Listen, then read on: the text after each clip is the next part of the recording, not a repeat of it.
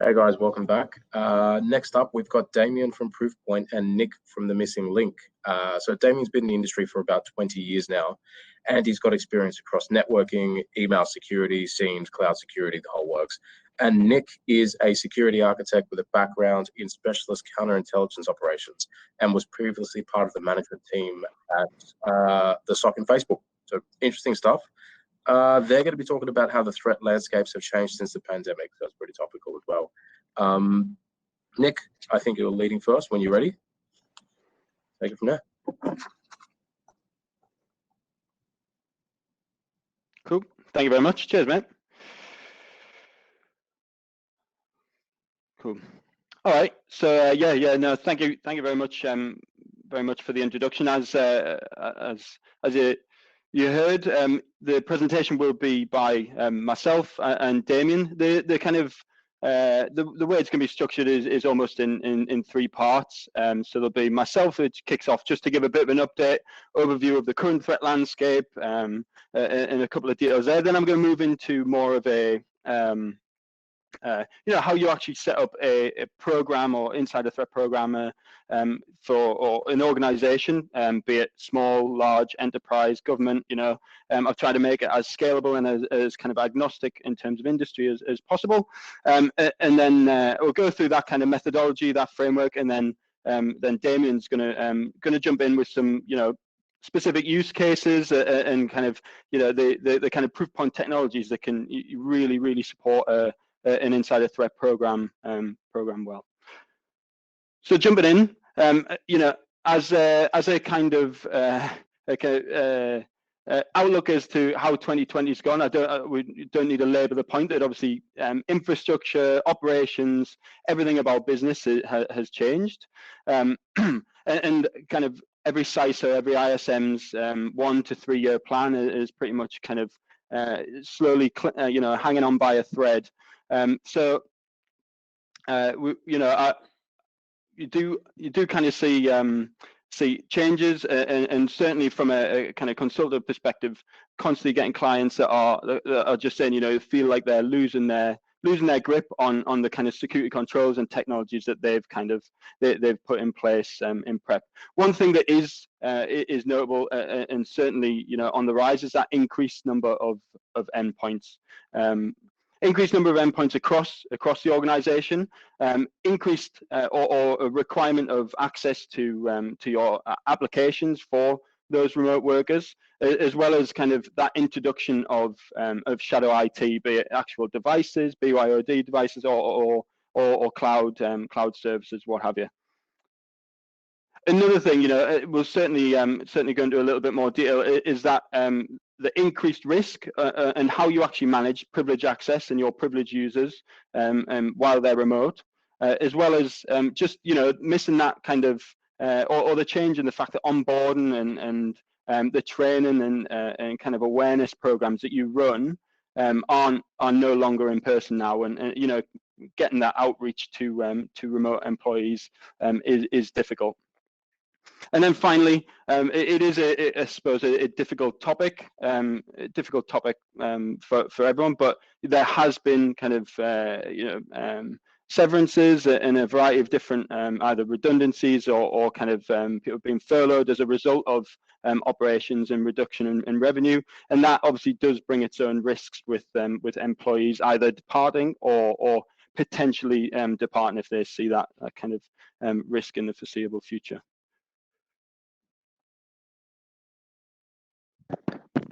Sorry, I just got cool. So what actually are insider threats? Now, Proofpoint and certainly ourselves classify insider threats as in three different categories. There's negligence, there's malicious, and then there's compromised. All very different. There is some kind of permutation between the two in some cases, certainly in the malicious and compromised, but really critical to define these as kind of separate entities. And I think really interesting, negligence or just accidental insider data loss or disclosure does actually kind of account for over 62 or around 62% of incidents globally. Linking that with the actual revenue or cost of an incident, average cost of an incident is around 300K. Now, looking more at the kind of malicious insiders, those that are there with malicious intent, that are potentially exfiltrating data, conducting those kind of sabotage incidents. That obviously sits around 14% of all incidents, but you can see that the cost of those incidents does increase, well, over double, if not nearly 300%, those kind of negligence. And the same for those compromised users that have their credentials or machines actually compromised.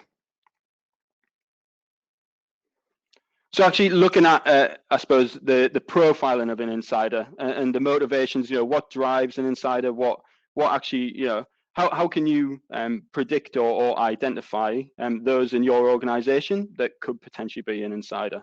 And I suppose what I'm using here is it's a kind of mnemonic that we used to use, and it's used typically for offensive human operations, and that is, how do we manage, how do we identify potential covert human intelligence sources or agents?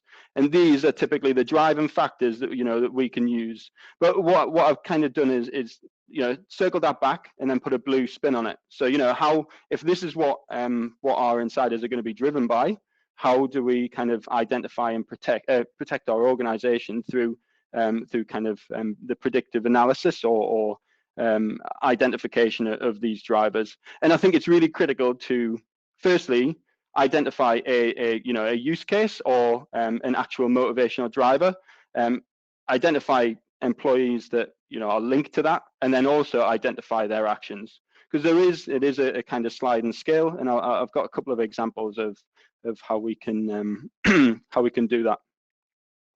So we have first and foremost, straight up front, a disgruntled employee. Now, where roughly is that going to sit on this kind of this matrix? And it could be money related, it could be ego related.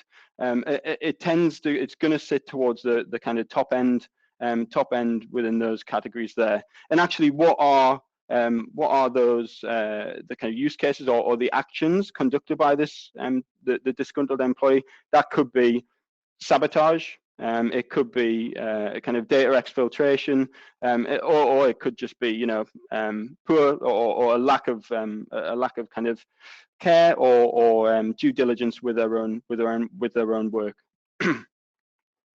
So the next one could be a departing employee. Now, obviously, we do have to kind of it can be linked to disgruntled employees, but as a departing employee, what you're typically going to have is a designated time period, either when a notice has been or resignation has been submitted, or the rumor mill has started, or there's formal communications gone out about any kind of severances or M&A, those types of activity. So you are potentially going to get more of a kind of insight or a kind of indicator of potential use case. But still, it's going to look at departing employee.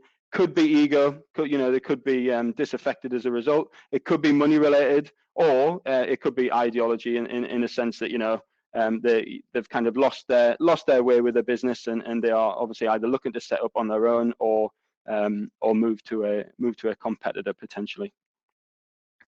Now again, remote workers, we did have kind of covered off this at the beginning, but remote workers, and I suppose linking that to the next use case, that's going to be potentially more towards the compromise, that increased risk of compromised users or assets as a result of them utilizing shadow services, or not actually using the controls, web proxies or gateways or what have you that are set up to protect the corporate environment. So obviously that does bring its own risks, and with compromise, the likelihood is it's then going to be data exfiltration or potential lateral movement within the environment. Contractors and third parties, I've got this as a specific use case for those industries and organizations that do really have strict controls or audit requirements on their third parties. But also it can be linked to external or malicious third parties, be it from a corporate espionage perspective, or a state or kind of international kind of sophisticated foreign intelligence service or state-sponsored actor. And again, typically the kind of latter of those is going to be linked to potentially ideology, but also compromise through the kind of introduction of malware or what have you into your organization. But from an actual contractors or suppliers perspective, again, that risk is really with compromise from remote workers gaining access to your critical infrastructure or assets. And I think one thing that is often overlooked, and the last two are very kind of human-centric, in the sense that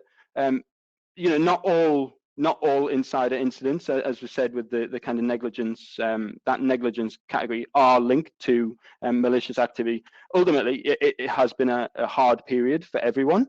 Everyone is kind of stress is on the increase, and it can play a part in people's kind of day-to-day operations and the way that they go about their business. So it's definitely one to be aware of, and employee burnout is certainly something that should pique your interest as a kind of ISM or CISO, and understanding how that impacts your insider threat. Likely kind of instance could be configuration or misconfigurations or mass data exfiltration accidentally through human error.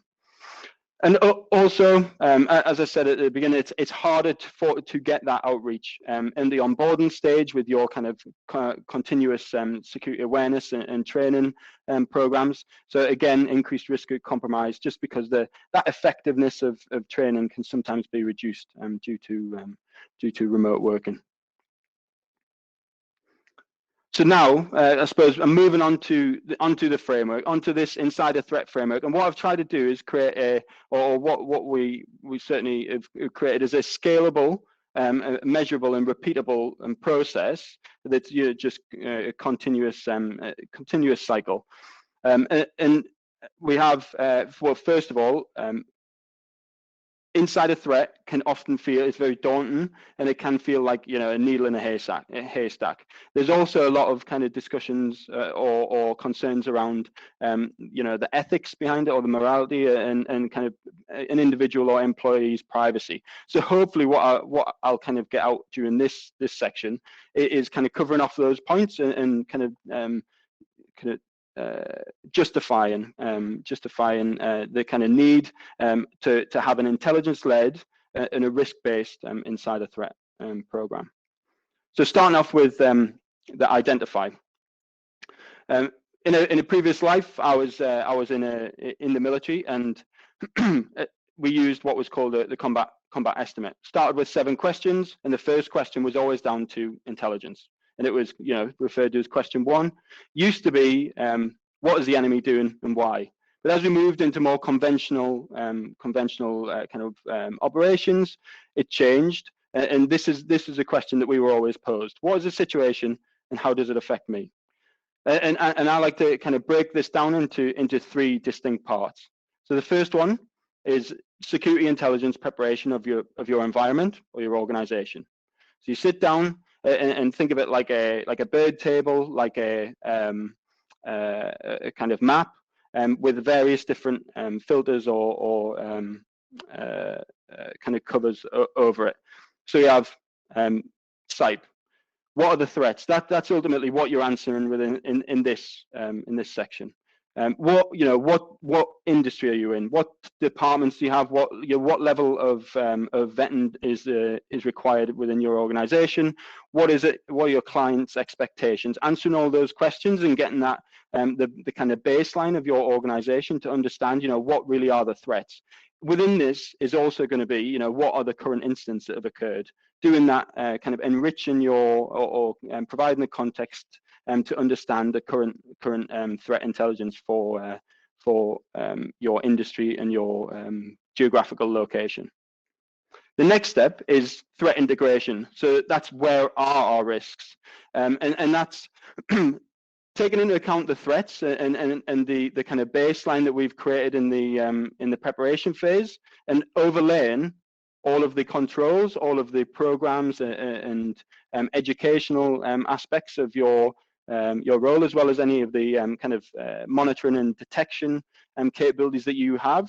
This is where you overlay. So this is where you're going to find out, potentially where your gaps are, certainly where your kind of risks are, and from this, I suppose good examples of this are, yes, our threats are a department, R&D, for example, but what were the R&D scores on our last phishing simulation, or what was the department scores on, or how are they fully compliant with their security awareness training? Have they received the right levels of vetting? Are they receiving the follow-up, travel debriefs and the like? Identifying those risks and actually calling out specific areas, as opposed to just identifying risky assets based on their sensitivity or their criticality. It's actually a kind of a more targeted approach to not just standard risks, but also kind of dynamic risks. And this can be done on a kind of regular basis based on those kind of those programs and those information feeds. And then finally, what we have is the threat evaluation. So we have most likely courses of action and most dangerous courses of action. And these are ultimately same as a SIEM, same as any kind of monitoring and detection programs or technologies that you have. You identify your use cases, and the most likely are going to be most common, and the most dangerous are going to be what is the worst thing that could possibly happen to us, and what controls and what kind of monitoring and detection and response tools do we have to actually support us if that was to take place. And these are graded in terms of most likely course of action 1, most likely course of action 2, and then and so on and so forth. But I think this is a really good opportunity as a business, because it should be done as a kind of cross-functional exercise, just to understand, and always coming back to what are the threats to our people, and specifically from an insider perspective. I think one thing certainly that's going to assist with that is head over to kind of this URL where you can conduct it's around 30 questions, and it's covering all kind of aspects of privacy and compliance, monitoring, detection, retention, all the policy as well. So there's a lot of different kind of discussion points and opportunities to just understand where you potentially are doing well and where you potentially could improve. But certainly from a deliverables perspective in this stage, what I definitely want to see is a list of your most risk or your highest risk departments, a specific list of your riskiest users, based on that dynamic risk kind of profiling, as well as your kind of top riskiest or highest risk assets. So next, the monitoring phase. And here we have what is essentially a kind of a pretty intelligence collection plan. An ICP is a list of all of your approved, tested, and verified intelligence sources or log sources or technologies that can give you a feed of information or intelligence that you can use to actually conduct an investigation or to provide context, or be an indicator or warning of a pending insider threat. And these do range from, being proactive to reactive. But if we start off in the kind of left-hand side, we've got all the external threats, and you see a couple of these. And what this is, you're not going to necessarily always be notified from an external source that you could potentially be under at risk of an insider threat. But what it can do is, like I say, provide that trigger. Real key one for me, social media. And I'm not saying you monitor all your kind of users, but it can be a real, really good indicator if someone's LinkedIn, or someone creates a LinkedIn account and adds a load of recruiters, or starts conversing with competitors and what have you. You can get that kind of behavioral intelligence just to identify anything potentially in the future. Moving over to internal, and I think this is where standard MDR or managed detection and response looks very much at the technical aspect and uses contextual data based on AD or users or kind of other kind of behavioral kind of machine learning and what have you. In the internal aspect really is that human and cross-functional partnership with your HR department, your IT department, your risk teams, as well as your senior leadership. And there's some real crucial stages, certainly, pre-screening as part of the onboarding process during HR. Has there been, is this in place, and has there been anything identified that could be potentially a red flag? As screening is ongoing, is there any kind of significant changes to an individual's personal circumstances, at home or professionally, that could be, again, another alert or trigger to increasing the risk of that users. And I also think the use of a kind of whistleblower and the education of, or the inclusion of whistleblower kind of hotlines and what have you in an organization is crucial to have that anonymous kind of tip off or anonymous intelligence feed, because it's typically they are linked to ethics and legal kind of incidents, but it can be used as an effective way of reporting potential insider threats as well. Now moving on to technical, from an insider threat perspective, a lot of organizations will focus their protective controls and their monitoring and detective controls on external sources, and they will be fairly perimeter heavy, with a lateral or lateral movement being a kind of inclusion in that at the kind of network level. But at the user level, and that's obviously what we're looking at from a insider threat perspective, is what is the actual user doing on the endpoint, on the asset, and what is it? What is the kind of how are those? How is that correlated? It takes a very mature MDR program to correlate those use cases for all the various activities that a user can do that could be linked to insider threat activity. Now I know Damian's going to go into a lot more detail in the other half of the slide, but yeah, just one definitely to bear in mind: the use of a kind of authoritative or a kind of single pane of glass technology that can cover that user activity that is then fed into your SIEM is obviously the gold standard solution there from an insider threat management perspective.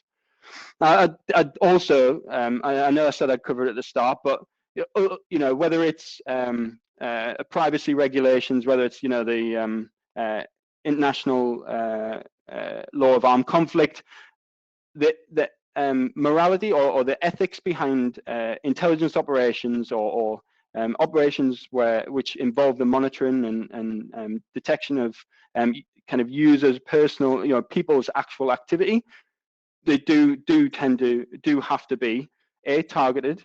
So that's what the identifies phase is going to do for your organization. That's going to identify those that are the most at risk or the most risk to the business. Then as well as is it justifiable? So is there a legitimate business reason for you to be monitoring those endpoints, those users? And then finally, authorized. And this comes into, is it authorized at the senior or the executive level? And finally, is it an authorized intelligence feed? So if it's on the intelligence collection plan, there's then going to be those controls that are put in place to watch the watchers. There will be those logs, and it will be a protected environment that, you know, there will be some very sensitive data that is most likely in your insider threat solution or within those investigations. So there's got to be sufficient controls around the protection of those as well. So actually, moving on to the kind of final the final two sections, we have analysis and review. Key principle of intelligence is centralized control, validation, and corroboration. So identifying and having a single point of analysis where that is conducted. Finally, source protection, I mentioned it before. You know, I actually identifying what the source is, it being anonymous or being actually, you know, protected from unauthorized access and disclosure.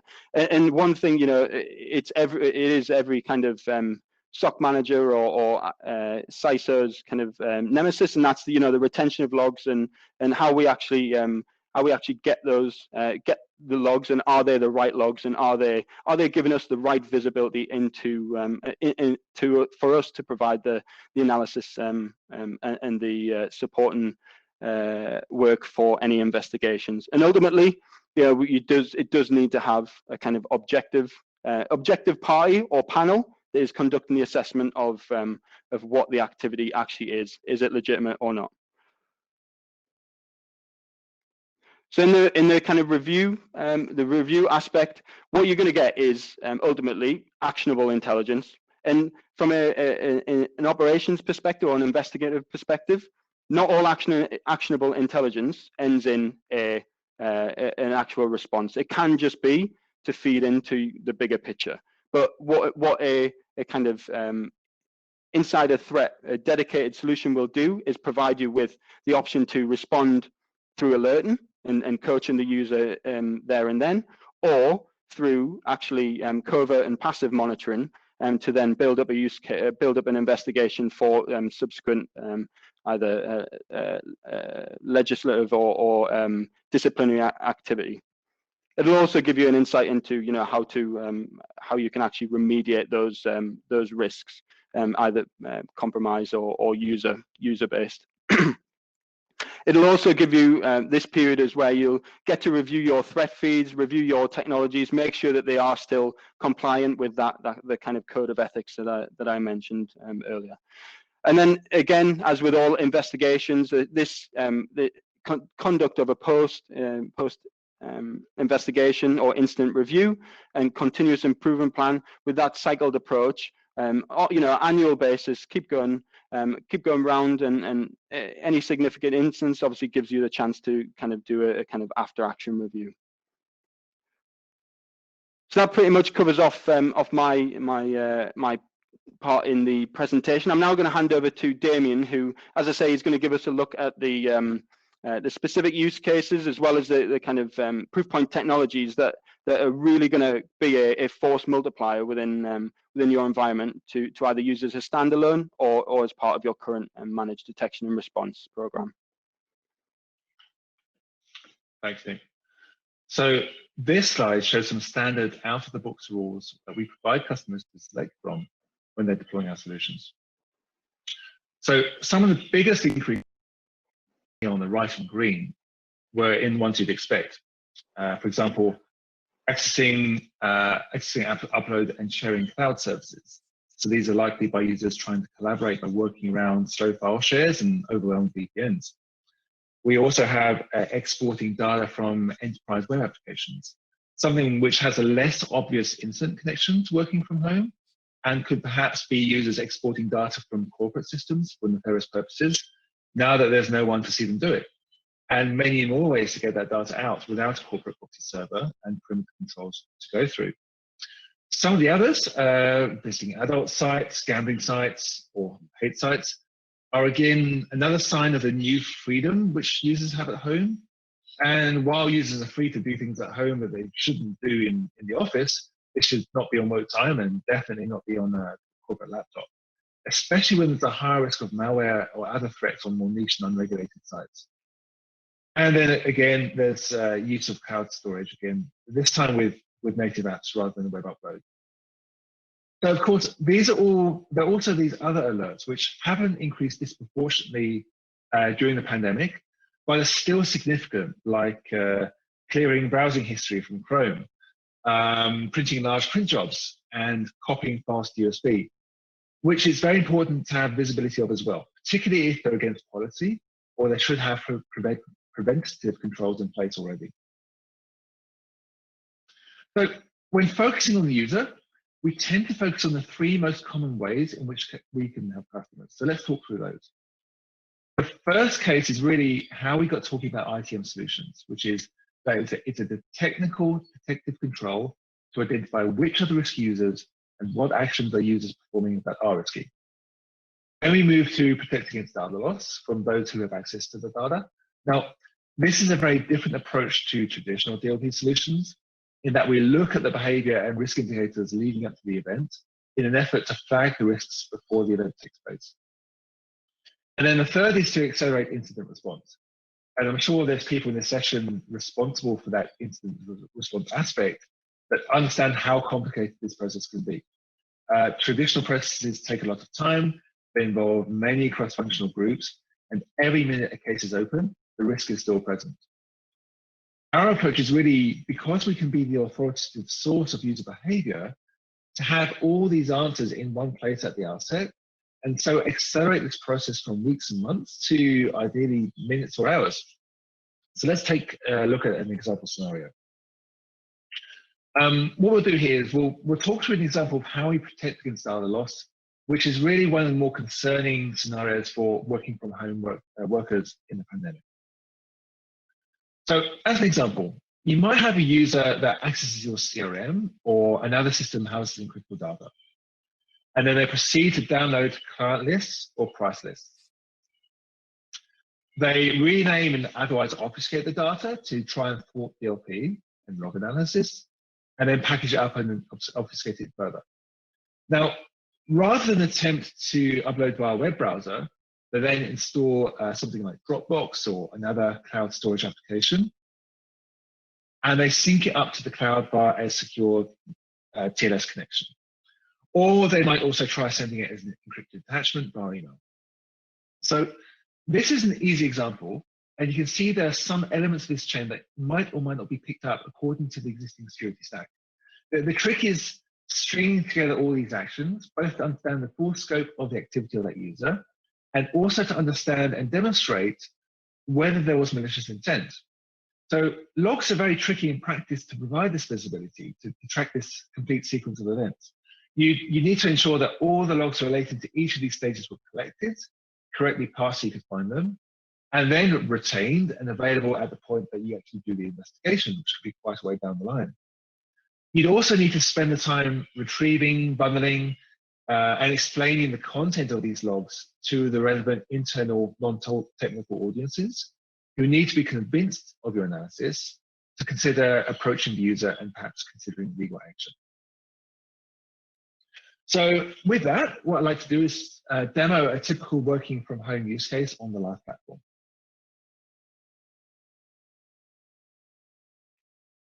We'll come up in a new browser per se. So now we're seeing the alerts for Bob. And we see there's about 10 or 12 different alerts that he triggered in his last session, which is quite a few. And we can see these in reverse time order. So starting from when he logged in irregular hours at 1 in the morning. Now, again, this is probably more common in a working from home scenario, but these are all configurable. So he logged in remotely. He then logged into an internal business application and exported data from the application, which is more concerning. After that, he then sent an email with a file attachment to an untrusted domain. He uploaded a sensitive file to a website, and he exfiltrated data to a cloud storage sync folder. Now, as you can see, I've opened up more details on this first alert, which is exporting the data from the application. And you can see here, who was it? It was Bob. So we break this down very clearly. Who was it? What did they do? Well, he went to the CRM application on this URL, and he downloaded a file called boardresolution.doc. And then once he did that, he then continued with these other activities. So he then went into trying to email that out to an untrusted domain. And after that, he then uploaded a sensitive file to a website.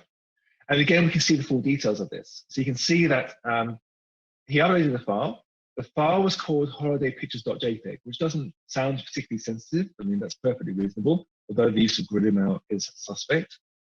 Gorilla Mail is a popular anonymous and secure webmail service, which appears to have not been blocked in this case. Or maybe he wasn't coming through the proxy at all. But we see that although the original file name was, the file name we saw was holidaypictures.jpg, that the original file name was boardresolution.doc. And in fact, what's happened is this is the file he downloaded from the CRM as this file. And then he's done something to this, basically renamed it before exporting it. I can look at the file history and see the full history of that file from the moment he accessed it. So you can see here that he downloaded it from the CRM application as boardresolution.doc, and then we can see with the full date timestamp every action he performed with that file once we were tracking it. So he attached it to an email and sent it to a colleague or a friend. Then he moved it and renamed it to that holiday picture JPEG file. And then after he'd renamed it, he tried to exfiltrate it in different ways. So he uploaded it to Gorilla Mail, and he also uploaded it to Dropbox, and then he deleted the file from his machine.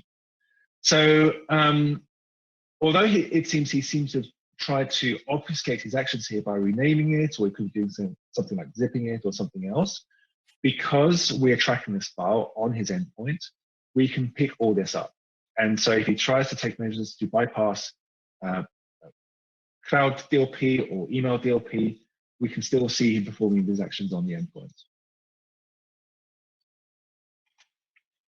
So as I can see, Bob is definitely doing a few dodgy things. And what I'd like to do is look at this in more detail. So if I take the original alerts, which I was looking at, we see that he also triggered another couple, such as running an anti-forensics tool and clearing his browsing history in Chrome. So I want to go here. I'm going to go away from looking at Bob from a top-down approach and look at him in more detail. We're using these alerts and rules as technical detective controls to identify which users are risky. And once they end up in this dashboard as a risky user, we can go into this incident response process where we can triage everything they did. So I'm going to go and look at Bob in more detail, and I'll do that by expanding one of these alerts. And I'm going to view Bob's session in basically a full timeline of Bob's session. So we'll open that up. So what we have here is that session we were looking at just now, but now we have every event, every action that Bob performed on his endpoint. So from when he first logged in and Google Drive Sync was loaded in the tray, he opened up Windows Explorer. Then he used search probably to run an application. So he likely ran Windows Explorer from the search bar. He opened up Outlook. Then he opened up Chrome. And that's where he went into the CRM application. So you see him browsing on the CRM application here, navigating through a few pages before he finds the file he wants, the board resolution, and then he downloads and exports that file, the board resolution file. Now, this is giving us context. He's not accessing multiple documents. He's not browsing around for a long time. It seems he knows exactly what he's looking for, and he's navigating straight to it. After that, he opens a document in Word, probably to check what's inside it. And then once he's decided what's inside it is useful, he then goes into Outlook, attaches board resolution, which we're tracking, to an email, and sends this email out to a colleague. After that, now this is interesting. So he sends the email, then he opens up Google Chrome and Googles how to bypass email blocking. So evidently that didn't work for him very well. So he then does a bit of research on how he can bypass his DLP and his spam filters. He decides on an approach, because then what he does is he opens up Windows Explorer, he copies the file somewhere else, and then he pastes the file, and then you see him renaming the file here from boardresolution.doc to holidaypictures.jpg. And after that, he goes into Gorilla Mail, and he then writes an email in Gorilla Mail and uploads the file that he's renamed to bypass DLP. So you can see him performing all these actions, and we're monitoring this blow by blow and generating this metadata, which we can then trigger those rules off and retain for evidential purposes. Now, what we can also do, optionally, is we can trigger screen recording. So if, for example, Bob does something particularly risky, like uploading a sensitive board document to Gorilla Mail after having renamed it, we can generate an alert here, and we can actually perform that screen capture, and that will capture the events on his screen at that time, which gives us more context as to what his intentions were around that activity, and also give us more context around what was on the screen, what he did before, and what he did after the action. So you see here, we're now looking at Bob's screen. Here's him on Gorilla Mail, and you see he's about to send this email, which triggered our upload alert. We can scroll back in time from the alert bar that you see there, the alert button, to see what he was doing before that. So you see, I'll go back a bit further. See, he's been Googling disposable email addresses. He then decides to go back to Windows Explorer, find the board resolution doc, and now he's renaming it to familyphotos.jpg.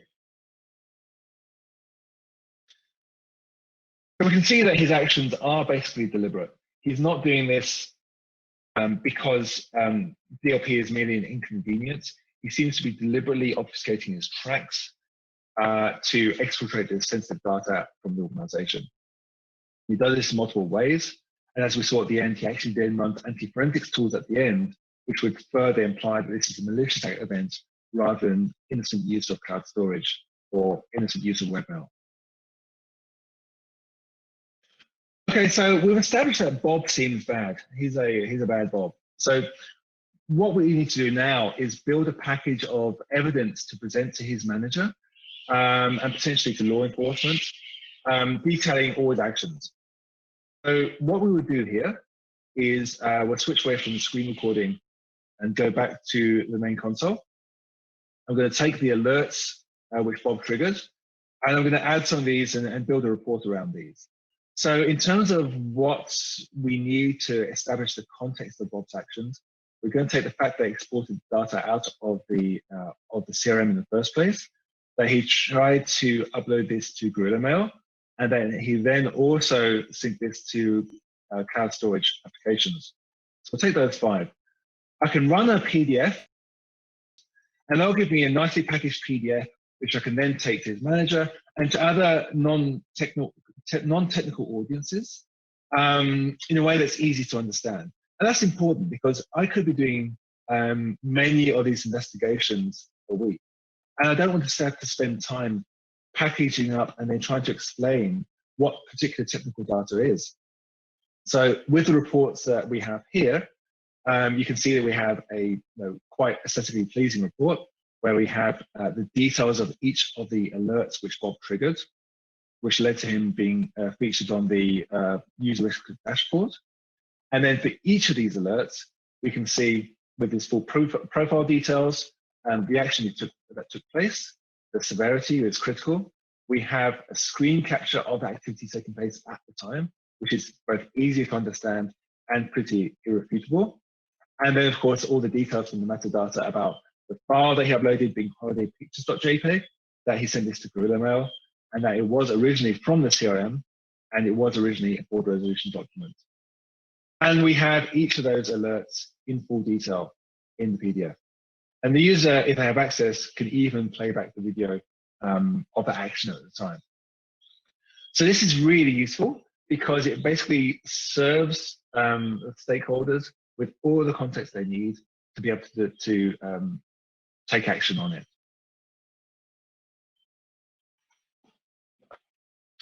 So in summary, as we discussed, the pandemic format does really create this perfect conditions for insider threat for these reasons.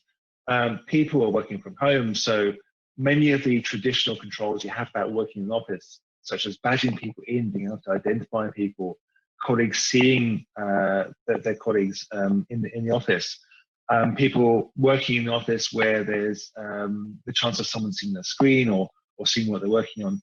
All this has to some extent gone away. People can work much more freely in their home environment, assuming it is the person that's supposed to be there, it's not someone else using their laptop. People can, they can view things, they can work on documents without the chance of anyone detecting them from seeing their screen. And this does introduce new risks, as well as, of course, the challenges that there have been around using shared services over VPNs, and the fact that many people have been using other shadow IT services such as cloud storage, etc., to circumvent issues that they're having accessing corporate resources. There's also that risk of departing users, where in organizations where there are more people departing, this does present significant risk to organizations, particularly if people are feeling under much more pressure to present the best foot forward when they're joining a new organization, and they might be tempted to take data, whether it be customer data or IP developed by the company. That risk is there and requires controlling. And in order to address these risks, many organizations do have an insider threat management program. It might be formalized, especially in the case of large organizations, or it might be fairly informal and something which is addressed by, say, a security manager. But the need to actually structure the insider threat management in whichever way you do it, and assess your risk, assess which controls are going to address those, and go through that process is important. And then also having those controls to detect risk, to mitigate it, and to perform incident response where it's required, including engaging stakeholders. Having all those tools and controls available is important in order to be able to go through that process seamlessly when that unfortunate event does turn up. And with that, we'd like to go to any questions. Okay, thank you very much, guys. I think we've run just a little bit over time there. So Nick will be at the Missing Link and Proofpoint booth. So if you guys have any questions, you can go to him directly. I'm sure I'll stick around to answer them.